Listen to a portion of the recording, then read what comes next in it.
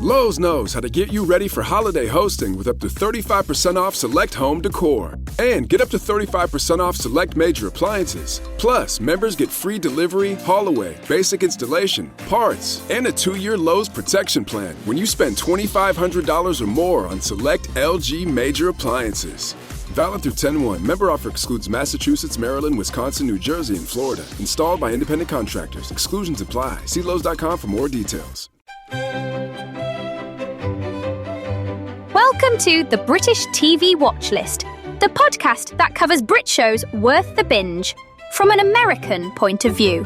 We've got insight and analysis into actors, characters, storylines, and entire series. If it's streaming on the telly, we've got thoughts. So pop the kettle on, settle in, and let's get started with another episode of the British TV Watchlist. Aloha from the islands of Hawaii, the home of Kilauea Volcano, Spam Musubi, and Iao Valley on Maui. Hi there, it's Michael T. We started watching Our Zoo recently. It's a 6-part miniseries from 2014. Our Zoo stars Lee Ingleby as George Mottershead. George is silently wandering through life after World War I. Today, we know that as PTSD. Back in the 1930s, when this show takes place, people called it being shell-shocked. Our Zoo is based on the true story of George Mottershead and the Chester Zoo. George's story is a lot worse than the TV show portrays. George was shot in the neck in the Battle of the Somme in 1916. George was wheelchair-bound for 3 years before he regained his ability to walk. George also suffered the loss of 2 brothers during World War I. You feel for the guy. He's trying to collect himself despite flashbacks and horrific memories. Nothing seems to bring him any solace or focus until he encounters animals at a circus. George Mottershead always had a dream to build a revolutionary kind of zoo in his neighborhood of Upton. A zoo without bars. I'm only 3 episodes in, and I can see that this zoo probably saved George's life. It gave him purpose. It gave him focus in the form of a business to run and animals to care for. This challenging yet warm story has so many lessons we can draw from: leadership, vision, resilience, and empathy. Leaders don't just lead, they do. George leads by example. He has a dream and he puts it into action. He doesn't let obstacles get in his way, least of all his own personal demons.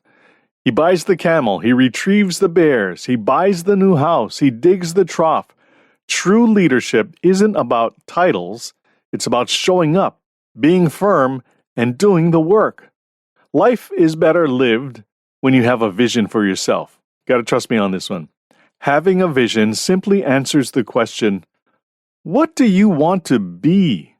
When we're children, we add on, when I grow up. What do I want to be when I grow up? And if you do it right, you'll see far enough into the future to an image of yourself that looks unachievable. But it works.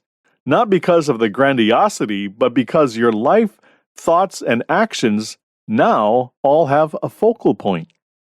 George was inspired by a visit to a zoo in Manchester when he was just a child.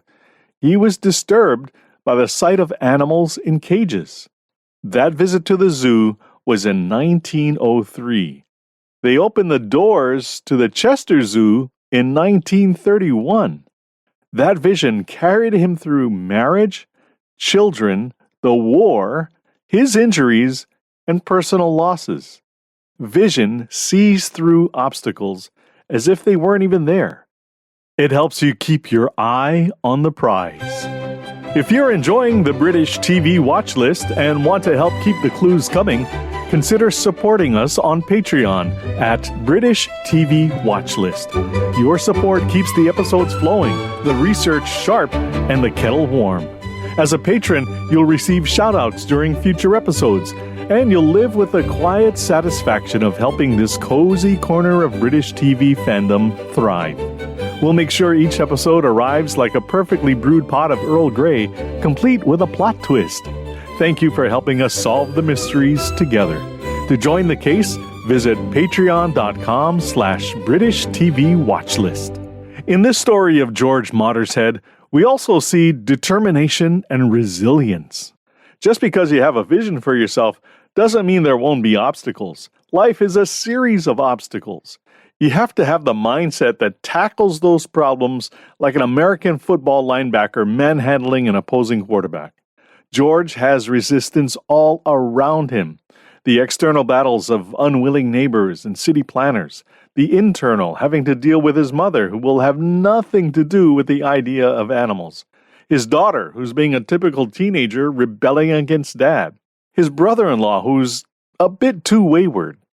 He's got physical challenges too. Ditches need to be dug. The house needs renovations. Netting needs to be installed. Structures need to be built. Then there's his PTSD. It's such a personal struggle that is unique to everyone who has it. I haven't experienced it, but I know people who have, and it can be debilitating. George's response is to put his head down and tackle his obstacles one by one. Some he slays and wins. Some are lingering, like his mother, who never seems to get it, even as she's feeding the animals she's protesting against. Even given his circumstances, George Mottershead isn't a woe-is-me kind of man. His vision keeps him focused. His determination drives him through each speed bump. Finally, in his heart, George Mottershead is a feeling, empathetic man. Some of it was, no doubt, born out of his time as a child. His love of and caring for animals is palpable. Housed but not caged. That is saying a lot about George. He also knows that people make the world go round. He loves his family. He appreciates his wife. He's probably a lot like his father, and like it or not, he's got a lot of his mother's steadfastness. But he also needs to work with the people who oppose his idea of a zoo in their village. His main focus was always the good it would bring to the people of Upton. He had their interest in mind all along. I should recognize that in real life, George Mottershed's family members were all supportive of his zoo idea. The family tensions were inserted into the show for dramatic effect. Today, the zoo that George founded, Chester Zoo, is open and thriving. It's located in Cheshire, England. It's one of the UK's largest, housing 30,000 animals from 500 different species on 130 acres. Every year, the zoo welcomes 2 million visitors. We'll post a link to the zoo in the show notes.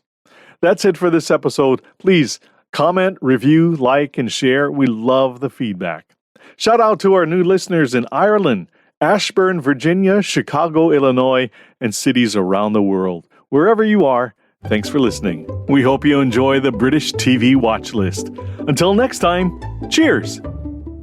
The British TV Watchlist is written and produced by Michael T. in Honolulu, Hawaii. Speculation and opinion powered by caffeine and curiosity. For more clever takes and cold cases, remember to subscribe, like, and share. Keep the mystery and the moxie rolling.